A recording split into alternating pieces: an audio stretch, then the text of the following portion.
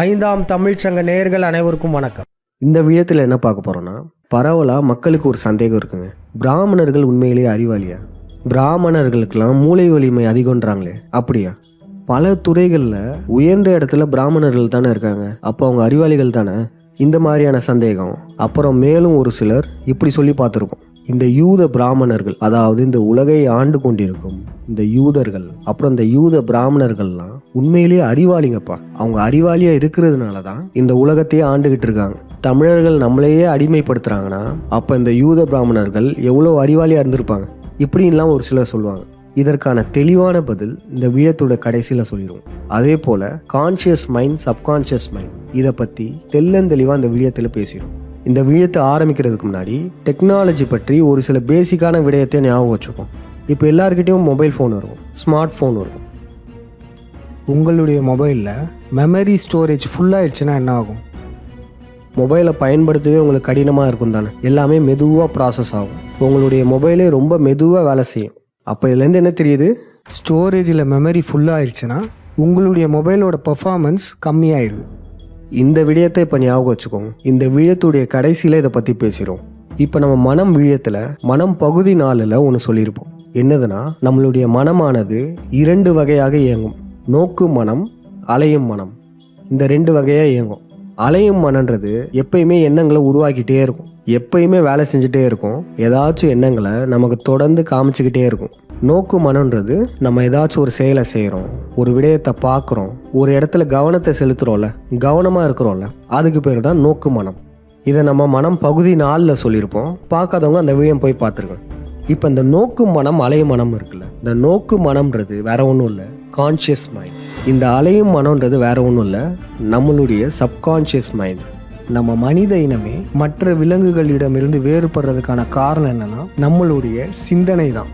நம்மளுடைய 6ஆம் அறிவான மனதை பயன்படுத்தினால தான் நம்ம மற்ற விலங்குகளோட வேறுபட்டு காணப்படுறோம். அப்போ நீங்கள் கேட்கலாம், விலங்குகள்லாம் மனசே இல்லையான்னு. விலங்குகளுக்கும் மனம் என்று ஒன்று இருக்குது, ஆனால் முழுமை பெற்றதா இருக்காது. 6ஆம் அறிவான மனம் முழுமை பெற்ற ஒரு உயிரினம்னு பார்த்தீங்கன்னா மனிதர்கள் தான். முழுமையான மனதை வச்சு நம்ம சிந்திச்சதுனால தான் மனித இனம் இவ்வளோ தூரத்துக்கு வந்திருக்கும். நாம் சிந்திப்பதற்கான அடிப்படை பார்த்திங்கன்னா நம்மளுடைய கான்ஷியஸ் மைண்ட். நம்மளுடைய கான்ஷியஸ் மைண்டை வச்சு தமிழர்கள் சிந்திச்சு பல விடயங்களை கண்டுபிடிச்சிருக்காங்க. அப்போனா பார்த்துக்கோங்க, கான்ஷியஸ் மைண்ட் எவ்வளோ முக்கியத்துவம் வாய்ந்தது. அப்போ நீங்கள் கேட்கலாம், அப்போ சப்கான்ஷியஸ் மைண்ட்லாம் வேஸ்ட்டா, டம்மியா அப்படின்னு கேட்கலாம். அப்படிலாம் இல்லை, அதுவுமே மிக முக்கியத்துவம் வாய்ந்தது தான். நம்மளுடைய சப்கான்ஷியஸ் மைண்டை ஏமாற்றிட்டு தான் இந்த பிண்டாரிகள் மக்களை சுலபமாக கண்ட்ரோல் பண்ணிகிட்டு இருக்காங்க. இந்த சப்கான்ஷியஸ் மைண்டை புரிஞ்சுக்கிறதுக்கு ஒரு சில எடுத்துக்காட்டுகள் பாருங்கள்.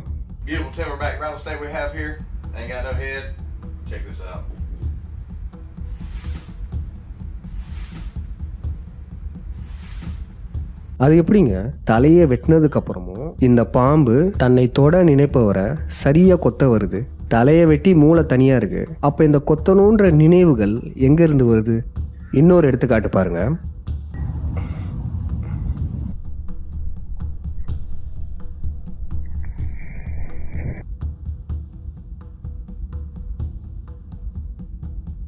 இதில் பார்த்தீங்கன்னா இந்த பாம்போட தலை தனியாக, உடம்பு தனியாக இருக்குது. அந்த உடம்பு தலைக்கிட்ட போகும்போது இந்த பாம்போட தலையானது ஏதோ அது கிட்ட வருதுன்னு சொல்லி அதை கடிச்சிருக்கு. இதுவே இந்த பாம்பு வெட்டப்படாமல் இருந்துச்சுன்னா இந்த மாதிரி பண்ணியிருக்காது. அதாவது இதோடைய தலைக்கிட்ட எது போனாலும் இந்த பாம்பானது அதை தற்காத்து கொள்றதுக்கோ இல்லை அதையே ஒரு இரையாக நினச்சோ இப்படி கடிக்குது. இந்த நினைவாற்றல் எங்கே இருக்குது? அதனுடைய உடம்பை பாருங்களேன். அந்த உடம்பு கடிச்சதுக்கப்புறம் அந்த உடம்பு தன்னை காப்பாற்றிக்க நினைக்குது. அதாவது தலையே இல்லாத இந்த பாம்புக்கு நினைவுகள் எங்கேருந்து வருது? இன்னும் ஒரு எடுத்துக்காட்டு பாருங்கள், இன்னும் உங்களுக்கு தெளிவாக புரிஞ்சிடும்.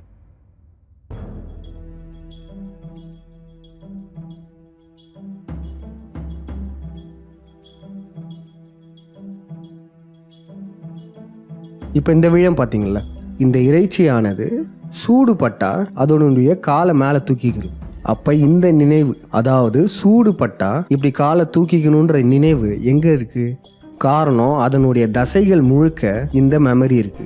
இதை மசில் மெமரின்னு சொல்லுவோம். இதில் நம்ம கவனிக்க வேண்டிய விடயம் என்னதுன்னா, இந்த உயிரினங்கள் கான்சியஸாக இல்லை, இயல்பு நிலையில் இல்லைனா கூட இவைகளுடைய நினைவுகள், ஏதாவது பொருளை பார்த்தா கடிக்கிறது, தொட வந்தால் தப்பிக்க நினைக்கிறது, இந்த நினைவுகள்லாம் அந்த உயிரினங்கள் இயல்பு நிலையில் இல்லாத போதும் வேலை செய்யுது. நம்ம கான்சியஸாக விழிப்பு நிலையில் இல்லைனாலும் கூட ஆழ்மன பதிவுகள் வேலை செய்யுது. இப்போ இன்னொரு எடுத்துக்காட்டு பாருங்க. தூக்கத்தில் நடப்பாங்க, தூக்கத்தில் நடக்கிறவங்க அப்புறம் தூக்கத்தில் வளருவாங்க. இவங்க கிட்டலாம் அடுத்த நாள் காலையில் எழுப்பி கேட்டோன்னா இவங்களுக்குலாம் நடந்ததே தெரியாது. அப்போனா என்ன தெரியுது, இவங்க விழிப்பு நிலையில் இல்லைனாலும் கூட இவங்களுடைய ஆழ் மனதால் இயங்க முடியும். இப்போ குடிகாரம் பேச்சு விடிஞ்சா போச்சுன்றாங்கல்ல, இந்த குடிக்கிறவங்களெல்லாம் நல்லா கவனிச்சு பாருங்க. அதிகமாக குடித்தவங்க அவங்க பார்த்தீங்கன்னா அவங்களுடைய சுய நினைவே இழந்திருப்பாங்க. கான்சியஸாக விழிப்புணர்வாகவே இருக்க மாட்டாங்க. அவங்க என்ன செய்கிறாங்கன்னு அவங்களுக்கே தெரியாது. அவங்க பாட்டுக்கு ரோட்டில் தள்ளாடி நடந்து போயிட்டு இருப்பாங்க. ஆனால் நல்லா கவனிச்சு பாருங்க, அவங்க விழிப்புணர்வாக கான்சியஸாக இல்லைனாலும் அவங்களுடைய வீட்டுக்கு சரியாக நடந்து போயிடுவாங்க. இதற்கு காரணம் இவங்க கான்சியஸாக இல்லைனாலும் கூட இவங்களுடைய ஆழ்மனம், சப்கான்ஷியஸ் மைண்ட் இயங்குது. அப்போ இவங்க குடிச்சிட்டு பேசுகிறதுலாம் சப்கான்ஷியஸ் மைண்ட்லேருந்து பேசுகிறது தான், இவங்களுடைய ஆழ் மனதுலேருந்து பேசுகிறது தான். அதனால தான் அடுத்த நாள் இவங்க கிட்ட நடந்ததெல்லாம் கேட்கும்போது இவங்களுக்கு ஒன்றுமே தெரியாது. அப்போ இதுலேருந்து நமக்கு என்ன தெரியுது, ஒருத்தர் ஒரு போதைப் பொருள் எடுத்து விழிப்புணர்வு அற்ற நிலையில் இருக்கும்போதும் அவங்களுடைய ஆழ் மனமானது வேலை செய்யுது. நம்ம விழிப்புணர்வாக இருந்தால் தான் சப்கான்ஷியஸ் மைண்ட் வேலை செய்யணுன்ற அவசியம் இல்லை. ஹிப்னோ தெரப்பின்னு ஒன்று இருக்குங்க. அது வேற ஒன்றும் இல்லை, ஒருத்தரை நல்லா தூங்க வச்சுட்டு அவங்களுடைய ஆழ் மனதில் உள்ள கெட்டவைகள்லாம் எடுத்துட்டு நல்ல விடயங்கள்லாம் திணிப்பாங்க. அந்த பேஷண்ட்டுக்கு என்ன நடக்குதுன்னே தெரியாது, ஏதோ தூங்குற மாதிரி தான் இருக்கும். அவங்க விழிப்பு நிலையிலே இருக்க மாட்டாங்க. இது ஹிப்னாட்டிசமில் ஒரு பகுதி. இப்போ இந்த ஹிப்னாட்டிஸ் பண்ணுறதை பாருங்களேன். So focus on my voice because you're going to notice a change in focus in your eyes. Once you notice a change in focus in your eyes, go ahead and close your eyes. That's right, go ahead, close your eyes now and just sleep. All the way down, completely letting go, sleep. This arm can be relaxed, completely relaxed. This arm can be relaxed, completely relaxed, and just completely cemented into the ground. And even if you were to try and move those feet, the more stuck and more magnetized they become. And you may begin to feel that set in even stronger now. And on the count of 3, only. How you feel, bro? Yeah? Can you move your feet for me?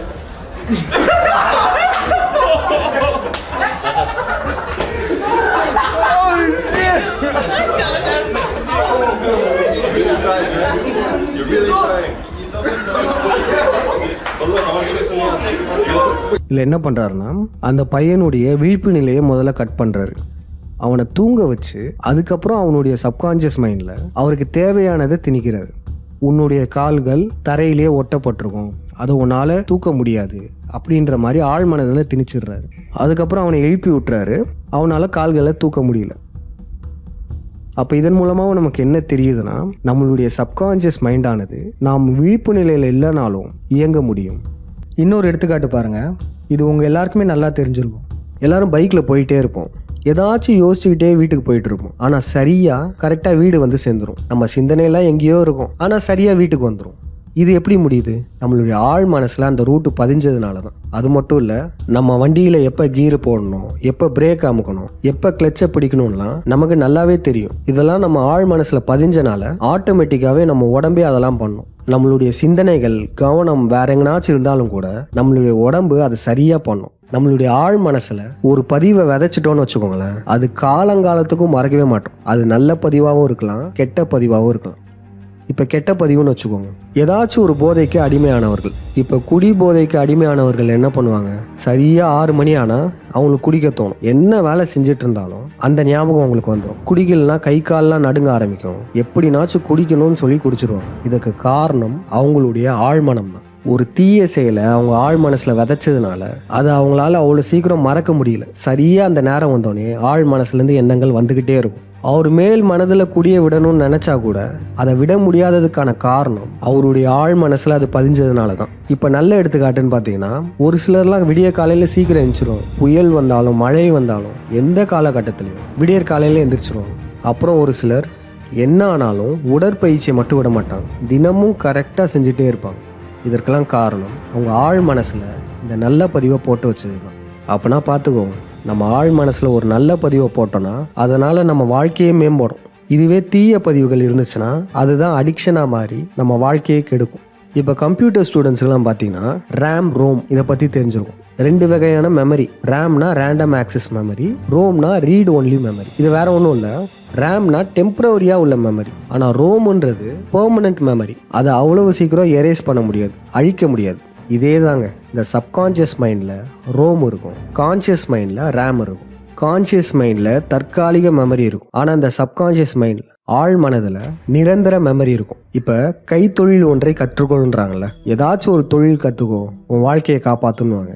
ஒரு தொழிலை நீங்கள் திருப்பி பண்ண அந்த தொழில் உங்கள் ஆழ் மனசில் பதிஞ்சிரும். உங்கள் வாழ்நாள் முழுக்க அது மறக்கவே மறக்காது. இப்போ எடுத்துக்காட்டுக்கு நீங்கள் ஏதாச்சும் ஒரு கலை கற்றுக்குறீங்க, சிலம்பம் சுற்றுறது இல்லை பரதநாட்டியம் ஏதாச்சும். இதெல்லாம் நீங்கள் நல்லா ப்ராக்டிஸ் பண்ணிட்டீங்கன்னா உங்கள் வாழ்நாளே மறக்க மாட்டீங்க தானே. இப்போ இதன் மூலமாக என்ன தெரியுது, ஒரு விடயத்தை நீங்கள் திருப்பி செஞ்சீங்கன்னா அது உங்களுடைய ஆழ் மனசில் பதிஞ்சிடும். எதுவாக இருந்தாலும் சரி, ஒரு நல்ல பழக்கத்தை குறிப்பிட்ட நாட்களுக்கு தொடர்ந்து செஞ்சீங்கன்னா அது உங்களுடைய ஆழ் மனசில் பதிஞ்சிடும். அதே போல் ஒரு கெட்ட செயலையும் தினம் செஞ்சுக்கிட்டே வந்தீங்கன்னா அதுவும் உங்கள் ஆழ் மனசில் பதிஞ்சிடும்.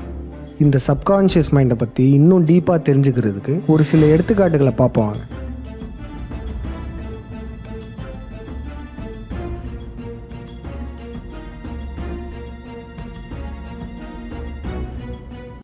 இப்போ இந்த குதிரையை பாருங்களேன். இந்த பெண்மணி அந்த குதிரைக்கு கயிறு கெட்டுற மாதிரி நடிக்க தான் செய்கிறான். ஆனால் அந்த குதிரை உண்மையாகவே கயிறு கெட்டின மாதிரி நினச்சி அவங்க பின்னாடியே போகுது. இது எப்படி நடக்குதுன்னா வேற ஒன்றும் இல்லைங்க. இந்த பெண்மணி குதிரைக்கு தினமும் கயிறு கட்டும்போது இவங்க தினம் அந்த குதிரை கயிறு கட்டுறது அந்த குதிரையோட ஆழ் மனசில் பதிஞ்சிரும். அதனால் இப்போ பாருங்க, கயிறே இல்லாமல் சும்மா கட்டுற மாதிரி கட்டினாலும் அந்த குதிரை கயிறை கட்டிட்டாங்கன்னு நினச்சி நம்பிருச்சு. இன்னொரு எடுத்துக்காட்டு எல்லாருக்குமே தெரிஞ்சது தான். யானை காலில் சங்கிலி கட்டியிருப்பாங்க. நம்ம பலருமே யோசிச்சிருப்போம், இந்த சின்ன சங்கிலியை எப்படி யானை உடைக்காமல் இருக்குது அப்படின்லாம் யோசிச்சிருப்போம். அது என்ன பண்ணுவாங்கன்னா, யானை சின்ன வயசுலேருந்தே காலில் இந்த சங்கிலியை கட்டிடுவாங்க. அந்த யானை குட்டி சிறு வயதுலேருந்தே அந்த சங்கிலியை உடைக்க பார்க்கும். அதால் முடியாது. ஒரு கட்டத்தில் அதனுடைய ஆழ் மனசில் இந்த சங்கிலியை நம்மளால் உடைக்க முடியாதுன்னு பதிவாயிரும். அதனுடைய விளைவு எவ்வளோ பெரிய உருவமாக இருந்தாலும் அந்த சின்ன சங்கிலிக்கு கட்டுப்பட்டு இருக்கும். இப்படி தாங்க இந்த பிண்டாரிகளும் நம்மளை கண்ட்ரோல் பண்ணிட்டு இருக்காங்க. நம்ம ஆழ் மனசில் அவங்களுக்கு தேவையானதெல்லாம் திணிச்சிட்டு நம்மளை நம்ப வச்சுருக்காங்க. யூத ராமனை கும்பிடுறது, ராமனுக்கு உதவி செஞ்ச ஹனுமனை கும்பிடுறது, அதுக்கப்புறம் யூத பெண்ணான துர்கைக்கு விளக்கு போட வைக்கிறது, இது எல்லாமே நம்ம ஆழ் மனசில் பிண்டாரிகளால் திணிக்கப்பட்ட கெட்ட பதிவுகள் தான். நம்மளுடைய எதிரிகள் தான் நம்மளுடைய கடவுள்கள்னு சொல்லி நம்மளை நம்ப வச்சுருக்காங்க இந்த பிண்டாரிகள். இதற்கு என்ன காரணம்? நாம் சிந்திக்கும் திறனை இழந்தது தான் இதற்கு காரணம். நம்மளோட கான்ஷியஸ் மைண்டை மட்டுப்படுத்தி நம்மளுடைய சிந்திக்கும் திறனை குறைச்சிட்டா மக்கள் அவங்கள கேள்வி கேட்க மாட்டாங்களே. அதுக்கப்புறம் சுலபமாக நம்ம ஆழ் மனசில் அவங்க ப்ரோக்ராம் பண்ணிடுவாங்க. இப்போ நம்ம ஆழ் மனசில் எப்படியெல்லாம் ஒரு விடயத்தை பதிக்கலான்னு ஒரு சில எடுத்துக்காட்டுகள் பார்ப்போம். இது ரொம்ப இன்ட்ரெஸ்டிங்காக இருக்கும். ஒரு சில நம்பர் சொல்வேன், அதை நீங்கள் இப்போ மனப்பாடம் பண்ணணும். 3, 6, 1, 1, 5, 9 இந்த நம்பர்ஸ்லாம் நல்லா ஞாபகம் வச்சுக்கோங்க. ஞாபகம் வச்சுட்டிங்களா? இப்போ அடுத்த நம்பர்ஸ் பாருங்கள்.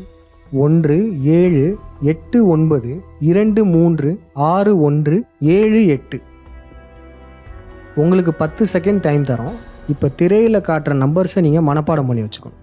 10 நொடிகளில் திருப்பியும் விழியத்தை ஆரம்பிப்போம்.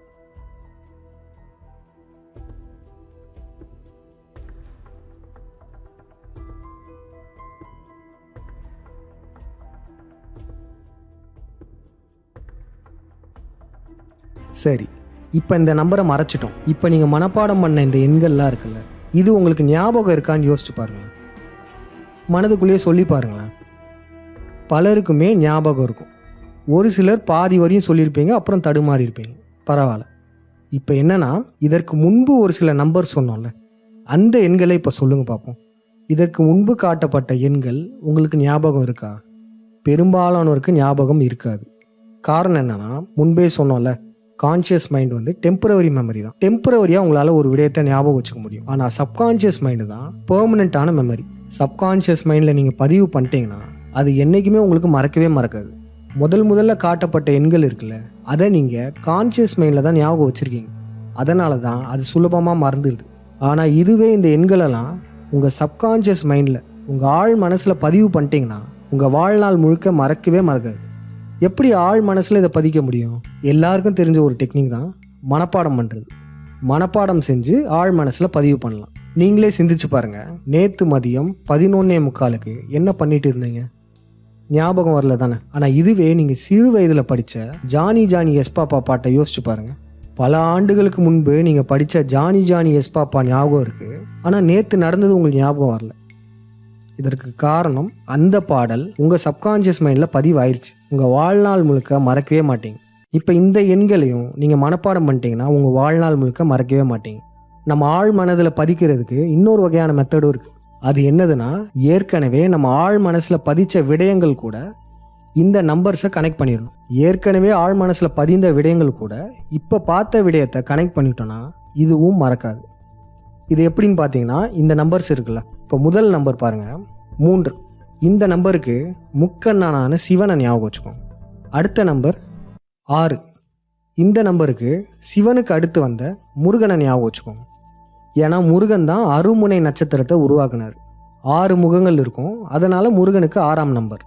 அடுத்து பாருங்கள் 11. இந்த நம்பருக்கு முருகனுக்கு அடுத்த காலம் வாழ்ந்த ராவணன் இந்திரனை ஞாபகம் வச்சுக்கோங்க. ராவண இந்திரன் இரட்டையர்கள், அதனால் 11. அதுக்கப்புறம் பாருங்கள் 5ஆம் எண். இது ராவண இந்திரன் காலகட்டத்துக்கு அப்புறம் வாழ்ந்த மகாபாரத காலகட்டத்தில் வாழ்ந்த பஞ்சபாண்டியர்களை குறிக்கும் ஞாபகம் வச்சுக்கோங்க. இந்த 5ஆம் எண்ணுக்கு பஞ்சபாண்டியர்களை ஞாபகம் வச்சுக்கோங்க. அடுத்து 9. பஞ்சபாண்டியர்கள் காலகட்டத்திற்கு அப்புறம் வாழ்ந்த திருமாலை ஞாபகம் வச்சுக்கோங்க. திருமால்னா விஷ்ணு, 9 கிரகங்கள் எல்லாம் கண்டுபிடிச்சவர், அதனால் 9ஆம் எண். இப்போ நம்ம சொன்னோம்ல, இந்த வரலாற்று நாயகர்கள் இவங்களுடைய ஆர்டர்லாம் உங்களுக்கு மனதில் ஞாபகம் இருந்துச்சுன்னா இந்த எண் வரிசையை மறக்கவே மாட்டீங்க. சிவனுக்கு அப்புறம் முருகன், முருகனுக்கு அப்புறம் ராவணன் இந்திரன், ராவணன் இந்திரனுக்கு அப்புறம் மகாபாரத பஞ்சபாண்டவர்கள், அவர்களுக்கு அப்புறம் விஷ்ணு காலம். சிவன்னா முக்கன், ஆறுமுகமான முருகனுக்கு 6, ராவணன் இந்திரனுக்கு 11, பஞ்சபாண்டியர்களுக்கு 5, விஷ்ணு என்ற திருமாலுக்கு 9ஆம் எண். இந்த விடயம் உங்களுக்கு புரிஞ்சிருச்சுன்னா இந்த வரிசை எண்களை உங்கள் வாழ்நாளில் மறக்கவே மாட்டீங்க.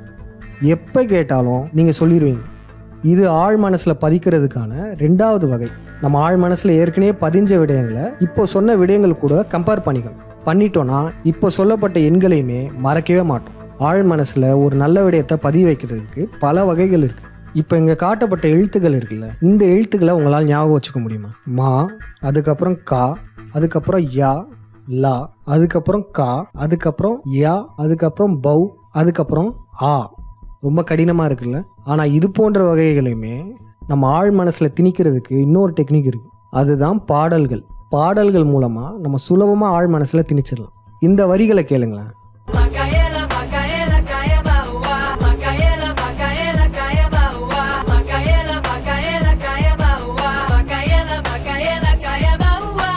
பாருங்க, என்ன பொருள்னே நமக்கு தெரியாது, ஆனால் இது பாடல்களாக இருக்கிறதுனால நம்ம சுலபமாக ஞாபகம் வச்சுக்க முடியுது.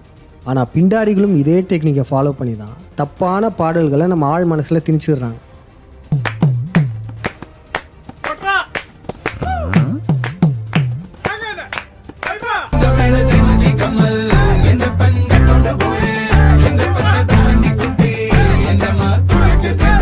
எங்கள் அம்மாவோட ஜிமிக்கி கம்மலை எங்கள் அப்பா திருடிட்டு போய் பிராந்தி பாட்டில் வாங்குறாரு. இதுதான் அந்த பாடலுக்கான அர்த்தம். இந்த அர்த்தத்தை உங்கள் வாயால் சொல்ல முடியுமா? முடியாது. ஆனால் பாருங்கள், இந்த வரிகளையே பாடல்களாக மாற்றினால எல்லாரும் இந்த பாடல்களை பாட ஆரம்பிச்சிட்டாங்க. அப்போ இதுலேருந்து நமக்கு என்ன தெரியுது? பாடல்கள் மூலமாகவும் நம்ம ஆழ் மனசில் விதைக்க முடியும். இது போன்ற பல வகைகள் இருக்குங்க. ஆழ் மனசில் நல்ல விடயத்தையும் விதைக்கலாம், கெட்ட விடயத்தையும் விதைக்கலாம். ஆழ் மனசுல நல்ல பதிவுகளை எப்படி விதைக்கிறது, கெட்ட பதிவுகள், தேவையற்ற பதிவுகள் எல்லாம் எப்படி ஆழ் மனசுல இருந்து வெளியெடுக்கிறது, இது எல்லாமே நம்ம மனம் விழியங்கள்ல பார்த்துடலாம். பொதுவாகவே இந்த யூத பிராமணர்களுக்கு சிந்திக்கும் ஆற்றல் குறைவு. அவங்களால ஒரு விடயத்தை சிந்திச்சு கண்டுபிடிக்கவே முடியாது. இதனால தான் நம்ம அவங்கள பிண்டாரிகள்னு சொல்றோம். அப்ப இந்த சிந்திக்கும் ஆற்றலே இல்லாதவங்க எப்படி அதிகமாக சிந்திப்பவர்களான தமிழர்களை வீழ்த்த முடிஞ்சது? இங்கே தான் சூழ்ச்சி வருது. இயற்கையாக ஒரு விதி இருக்குங்க. நமக்கு ஒரு ஆற்றலில் ஒரு தன்மையில் குறைபாடு இருந்துச்சுன்னா இன்னொரு தன்மை அதிகரிக்கும். இப்போ எடுத்துக்காட்டுக்கு கண்ணு தெரியாதவங்கலாம் பாருங்க, அவங்களுக்கு காது ஷார்ப்பாக கேட்கும். காது கேட்காதவங்க, வாய் பேச முடியாதவங்கலாம் கவனிச்சு பாருங்க, அவங்களுக்கு கண்ணு ஷார்ப்பாக இருக்கும். ஒரு புலன் இல்லைன்னா இன்னொரு புலன் அதிகமாக வேலை செய்யும், அவ்வளோதான். அதே போல் இந்த யூதர்களுக்கு சிந்திக்கும் ஆற்றல் இல்லாதனால இந்த சூழ்ச்சி குணம் அதிகமாக இருக்கும். இந்த சூழ்ச்சி குணத்தால் மட்டும்தான் தமிழர்களை வீழ்த்தினாங்க. இது அறிவாளித்தனம் ஆகாது. இதுக்கு ஒரு சிறந்த எடுத்துக்காட்டு பாருங்களேன். ஒரு பள்ளியில் நல்லா படிக்கிற மாணவன் ஒருத்தர் இருக்கான், நல்லா ப்ராஜெக்ட்ஸ் எல்லாம் பண்ணுவான், நல்லா சிந்திப்பான். அந்த மாணவன் ஒருத்தர் இருக்கான். அதே கிளாஸில் படிக்காதவன் ஒருத்தர் இருக்கான், சிந்திக்க மாட்டான், படிக்க மாட்டான், ஊதாரித்தனமாக சுற்றிட்டு இருப்பான். இப்போ இந்த மாணவனுக்கு அந்த நல்லா படிக்கிற மாணவன் மேலே பொறாமை வந்துடுது. அதனால் என்ன பண்ணுறான்னா அந்த நல்லா படிக்கிற மாணவனுடைய புக்ஸு ப்ராஜெக்ட்ஸ் எல்லாத்தையும் எரிச்சிடுறான். அதே போல் அந்த மாணவனுக்கு போதை பழக்கத்தை உண்டாக்கிடுறான். கடைசியில் அந்த படிக்கிற மாணவன் படிப்பை விட்டுறான். இப்போ சொல்லுங்கள், இந்த படிக்காத மாணவன் செஞ்சது அறிவாளித்தனமா? இது பேர் அறிவாளி ஆகாது, இது சூழ்ச்சி. இது யார் வேணால் செய்யலாம். இந்த படிக்காத மாணவன் தான் யூதன். அந்த படிக்கிற மாணவன் சிந்திக்கிற மாணவன் சொன்னோம்ல, அவன் தான் தமிழர்கள். யூதன் தமிழர்களை இப்படி தான் வென்றான். யூதர்கள் செஞ்ச இந்த சூழ்ச்சியை தான் அறிவாளித்தனம்னு பலரும் நினச்சிட்டு இருக்காங்க. சூழ்ச்சின்றது அறிவாளித்தனம் ஆகாது. ஒருத்தர் கடினப்பட்டு சிந்திச்சு ஒரு லைட் பல்பை உருவாக்குறான்னு வச்சுக்கோங்க. அதை இன்னொருத்தர் உடைச்சிடுறாரு. நீங்களே யோசிச்சு பாருங்க, அந்த பல்பை உருவாக்குறது எவ்வளோ கடினம், ஆனால் அதை உடைக்கிறது ரொம்ப சுலபம். இப்படி தான் இந்த பிண்டாரிகளும் நம்ம தமிழ் சித்தர்களுடைய குருகுலங்கள் டெக்னாலஜிகளெல்லாம் அழிச்சாங்க. இது பேர் சூழ்ச்சி. சூழ்ச்சி என்னைக்கும் அறிவாளித்தனம் ஆகாது. ஏன்னா இது யார் வேணால் பண்ணலாம். நம்மளை வீழ்த்தினதுக்கப்புறம் நம்மளுடைய டெக்னாலஜி, நம்மளுடைய ஓலைச்சுவடிகள், நம்மளுடைய கண்டுபிடிப்புகள், நம்மளுடைய விண்ணியல் அறிவு எல்லாத்தையும் திருடி வச்சு மனப்பாடம் பண்ணிக்கிட்டான். அவனால் மனப்பாடம் மட்டுமே பண்ண முடியும், அவனால் சிந்திக்க முடியாது. இன்றளவும் கூட பள்ளி கல்லூரியில் இருக்க பிராமணர்கள்லாம் பாருங்கள், அருமையாக மனப்பாடம் பண்ணிடுவாங்க. ஏன்னா இயல்பாகவே அவங்களுக்கு சிந்திக்கும் ஆற்றல் குறைவு. Sir, machines are any combination of bodies so connected that the relative motions are constrained, and by means of which simple mechanical elements such as wheels, levers, cams, etc. Very good. இந்த மாதிரி மனப்பாடம் பண்ணி தான், அதாவது அவங்களுடைய ஆழ் மனசில் பதிச்சு தான் அவங்க ஒரு விடயத்தையே செய்கிறாங்க. மனப்பாடம் பண்ணுறத பெருமையாக வேற சொல்லுவாங்க. நாங்களாம் பாராயணம் பண்ணுறவங்க, அதாவது மனப்பாடம் பண்ணுறவங்க, இதை அவங்க பெருமையாக பேசிப்பாங்க. அதுக்கப்புறம் பார்த்தீங்கன்னா இந்த பிராமணர்கள் அறிவாளிகள்ன்ற மாதிரி காமிச்சுக்கிறாங்கல்ல, இதற்கு இன்னொரு காரணமும் இருக்குது. இந்த பிராமண ஆளுமைகள் இல்லை அவங்களால இயக்கப்படுற ஆளுமைகள்லாம் இருப்பாங்கள்ல, இவங்கெல்லாம் பார்த்தீங்கன்னா இவங்க உண்மையிலேயே ஆளுமைகள் கிடையாது.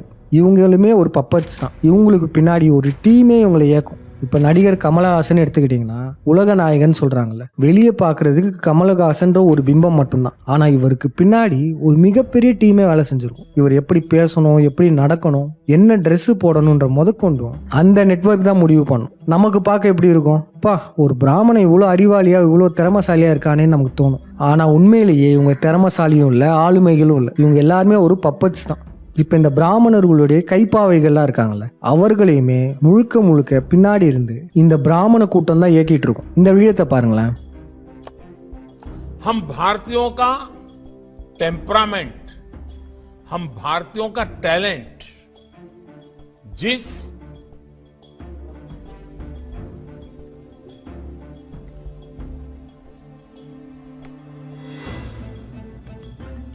क्लास ऑफ ठीक से सुना रहा है?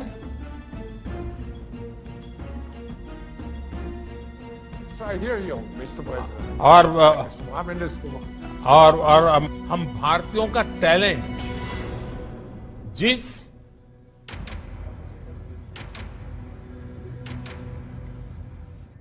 வெளியே எல்லாம் பேசிக்கிறது எப்படின்னா, மோடி ஒரு மிகப்பெரிய ஆளுமை, இந்தியாவோட பிரைம் மினிஸ்டர், அவர் மிகப்பெரிய ஆளுமையெல்லாம் பேசுவாங்க. ஆனால் உண்மை என்னன்னா, இவரை முழுக்க இயக்கிட்டு இருக்கிறது இந்த பிராமணியம் தான். பிராமண கும்பல் தான் இவருக்கு பின்னாடி இருந்து இயக்கிட்டு இருக்கு. இவர் என்ன வாசிக்கணும், என்ன பேசணுன்றது கூட அவங்க எழுதி தந்த ஸ்கிரிப்டாக தான் இருக்கணும். இவருடைய கெட்டப்ல இருந்து, இவருடைய நடையில இருந்து எப்படி இருக்கணும்னு தீர்மானிப்பவர்கள் இவருக்கு பின்னாடி இருந்து வேலை செய்யும் பிராமண RSS தான்.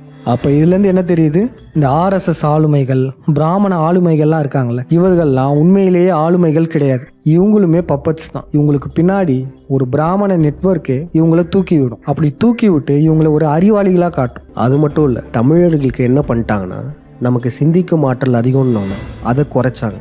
டிவி மூலமாக போதை பழக்கம் இது எல்லாத்தையும் தமிழர்களுக்குள்ளே திணிச்சாங்க. இதனால் நம்ம கான்ஷியஸ் மைண்ட் பாதிக்கப்படும். இப்படி தான் நம்ம சிந்திக்கும் ஆற்றலான கான்ஷியஸ் மைண்டை மட்டுப்படுத்த ஆரம்பித்தாங்க இந்த பிண்டாரிகள். அது மட்டும் இல்லை, நம்ம சப்கான்ஷியஸ் மைண்டையும் அவங்க சும்மா விடலை. நம்ம சப்கான்ஷியஸ் மைண்டில் தேவையற்ற பதிவுகளை திணிச்சாங்க. அப்படி தேவையற்ற பதிவுகள் நம்ம சப்கான்ஷியஸ் மைண்டில் திணிக்க என்ன ஆகும், அதாவது நம்ம ஆழ் மனசில் தேவையற்ற பதிவுகள் அதிகமாச்சுன்னா என்ன ஆகும், இந்த விழத்துடைய ஆரம்பத்தில் ஒன்று சொல்லியிருந்தோம் பார்த்தீங்களா, உங்களுடைய மொபைல் ஃபோனில் மெமரி ஃபுல்லாகிடுச்சுன்னா என்ன ஆகும், உங்கள் மொபைல் ஹேங் ஆகும், ரொம்பவே ஸ்லோவாயிரும். இது தாங்க நம்மளுடைய ஆழ் மனசில் தேவையற்ற பதிவுகளை பதிச்சு நம்மளை மந்தமாக்குறாங்க. அப்போ நம்ம என்ன பண்ணணும், நம்ம ஆழ் மனசில் உள்ள தேவையற்ற பதிவுகள், கெட்ட பழக்கங்கள்லாம் ஆழ் மனசுலேருந்து எடுத்துடணும். நல்ல பதிவுகளை ஆழ் மனசில் பதிய ஆரம்பிக்கணும். அதே போல் நம்ம கான்ஷியஸ் மைண்டை பயன்படுத்த ஆரம்பிக்கணும். அனைவரும் சிந்திக்க ஆரம்பிக்கணும். உங்கள் வீட்டில் எதுவும் பிரச்சனைனாலும் பரவாயில்ல, இல்லை புதுசாக எதனாச்சும் கண்டுபிடிக்கணும்னாலும் பரவாயில்ல, சிந்திங்க. தமிழர்களுக்கு இயல்பாகவே சிந்தனை ஆற்றல் மிகவும் அதிகம். இதை நம்ம பயன்படுத்தினாலே நம்ம கிட்டேருந்து திருடப்பட்ட அனைத்து அறிவுகளையும் நம்மளால் மீட்டெடுக்க முடியும். நிறைய பேர் சிந்திக்கிறேன்ற பேரில் ஓவர் திங்கிங் பண்ண ஆரம்பிச்சிருவாங்க. எல்லாத்தையும் போட்டு குழப்பிப்பாங்க. இப்படி ஓவர் திங்கிங் பண்ணுறதுனால கடைசியில் அவங்களுக்கு பயம்தான் அதிகரிக்கும். நம்ம சிந்திக்கிறதுனால அதில் ஏதாச்சும் ஒரு பயன் இருக்கணும். நம்ம குடும்பத்துக்கோ இல்லை நம்ம சுற்றத்தாருக்கோ ஏதாச்சும் ஒரு பயன் அளிக்கணும். இப்போ சிந்திப்பதற்கு ஒரு சில எடுத்துக்காட்டுகள் சொல்கிறோம் பாருங்கள். இந்த வீடியோ பாருங்களேன். தரையிலிருந்து வானத்தை நோக்கி ராக்கெட் வேகத்தில் பறந்து சென்ற சம்பவம் பெரும் பரபரப்பை ஏற்படுத்தி உள்ளது. தமிழ்நாட்டில் உள்ள பிரசித்தி பெற்ற தலங்களில் திருவண்ணாமலை அருணாச்சலேஸ்வரர் ஆலயம் குறிப்பிடத்தக்கது. பஞ்சபூத சிவஸ்தலங்களில் அக்னிஸ்தலமாக போற்றப்படும் இங்கு ஏராளமான சித்தர்களும் யோகிகளும் இன்னமும் வாழ்ந்து வருவதாக கூறப்படுகிறது. திருவண்ணாமலை அடிவாரத்தை சுற்றி பக்தர்கள் கிரிவலம் வருவது வழக்கம்.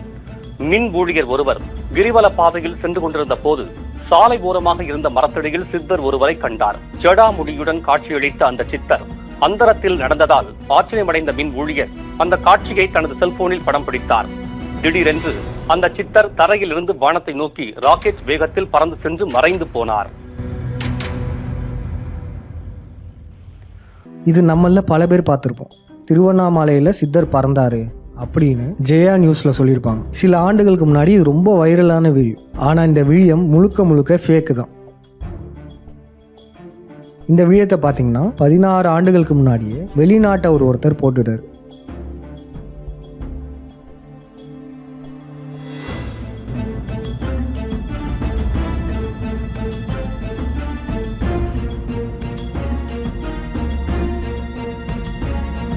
சாலை ஓரமாக இருந்த மரத்தடியில் சித்தர் ஒருவரை கண்டார். ஜடாமுடியுடன் காட்சியளித்த அந்த சித்தர் அந்தரத்தில் நடந்ததால் ஆச்சரியமடைந்த மின் ஊழியர் அந்த காட்சியை தனது செல்போனில் படம் பிடித்தார். பாண்டியானக் டெர்பாங்ன்றதுக்கு இந்தோனேஷியன் மொழியில் என்ன அர்த்தம்னா பெண் வடிவில் இருக்க பேயின்னு அர்த்தம். இது முழுக்க ஃபேக் வீடியோ தான். இப்போ இந்த வீடியோவை நம்ம கண்டுபிடிச்சோம்ல, இதற்கான காரணம் என்னன்னா நம்ம சிந்திச்சதுனால தான். இது உண்மையா பொய்யான்னு சிந்திச்சதுக்கப்புறம் நம்ம தேடணும். ஒவ்வொரு தேடுதலுக்கான முதற்படி சிந்தனை தான். நம்ம சிந்திக்கிறதுனால ஏதாச்சும் ஒரு பயன் இருக்கணும். சும்மா சிந்திக்கிறேன்ற பேரில் ஓவர் திங்க் பண்ணிட்டு இப்படி இருக்குமா அப்படி இருக்குமான்னு சொல்லிட்டு ஓவராக திங்க் பண்ணிட்டு அந்த நாள் அப்படியே தூங்கிடுறாங்க. திருப்பி அடுத்த நாள் வேற எதை சிந்திக்கிறாங்க. இது பேர் சிந்தனை இல்லை. இதனால கடைசியில் பயம்தான் மிச்சமாகும். நம்ம குடும்பத்தில் ஏதாச்சும் பிரச்சனையா, அதை எப்படி சால்வ் பண்ணலாம் அப்படின்னு சிந்திங்க. இல்லை நம்ம மக்களுக்கு எப்படி விழிப்புணர்வு கொடுக்கலாம், இந்த மாதிரி கூட சிந்திங்க. நீங்கள் சிந்திப்பதால் ஏதாச்சும் அதில் ஒரு பயன் இருக்கணும். நம்ம சிந்திக்க ஆரம்பிச்சாலே இந்த வல்லாதிக்க சக்திகளை, இந்த பிண்டாரிகளை நம்ம சுலபமாக வீழ்த்திட முடியும். இன்னும் புரியும்படி சொல்லணும்னா, விலங்குகள்ல இருந்து மனித இனம் வேறுபட்டதுக்கான காரணம் நம் சிந்தனை தான். நம்ம சிந்திச்சதால தான் மனித இனமே பரிணாம வளர்ச்சி அடைஞ்சிட்டு இருக்கு. ஆனா அந்த பிண்டாரிகள் மக்களை சிந்திக்க விடாம தடுத்து நிறுத்திட்டு இருக்காங்க. மக்கள் சிந்திக்காம இருந்தால்தான் இந்த பிண்டாரிகளால அவங்கள கண்ட்ரோல் பண்ண முடியும். அதனால தான் நம்மளை சிந்திக்க விடாம தடுக்கிறாங்க. இப்படியே போச்சுன்னா என்ன தெரியுமா ஆகும்? சிந்தனையால பரிணாம வளர்ச்சி அடைந்த மனித இனம் மீண்டும் ரிவர்ஸ்ல போக வாய்ப்பு இருக்கு. அதனால மக்கள் அனைவரும் நம் மனதை பக்குவப்படுத்தி இந்த பிண்டாரிகளை எதிர்க்கும் ஒரு பேராயுதமா நம் மனதை மாற்றி அமைக்க வேண்டும். நம்ம கிட்ட இருந்து எல்லாத்தையும் அழிச்சிட்டாங்க, ஆனா நம்ம கான்சியஸ் மைண்டை வச்சு மீண்டும் அனைத்தையும் மீட்டு கொண்டு வர முடியும். அதனால இந்த பிண்டாரிகள், இந்த யூத பிராமணர்கள்லாம் அறிவாளிகள்னு யாருனாச்சும் சொன்னாங்கன்னா அவங்களுக்கு இந்த விழத்தை காமிங்க. இல்லைன்னா இதில் சொல்லப்பட்ட கருத்துக்களை பேசி புரிய வைங்க. இந்த பிண்டாரிகள் அறிவாளிகள் இல்லை, அவங்களாம் மனப்பாடம் பண்ணி வாந்தி எடுக்கிறவங்க. அவங்களுடைய சூழ்ச்சியால் தான் நம்ம வீழ்ந்தோம். சூழ்ச்சி அறிவாளித்தனம் ஆகாது. மக்களாகிய நீங்கள் தரக்கூடிய நிதி உதவி 5ஆம் தமிழர் சங்கத்தின் வளர்ச்சிக்கு மிகவும் பயனுள்ளதாக இருக்கும். உங்களால் முடிந்த நிதியுதவியை அளிக்க விரும்புவோர் திரையில் காணக்கூடிய இந்த ஜிபே நம்பர் மற்றும் இந்த அக்கவுண்ட் நம்பருக்கு பணம் செலுத்தலாம். நன்றி, வணக்கம்.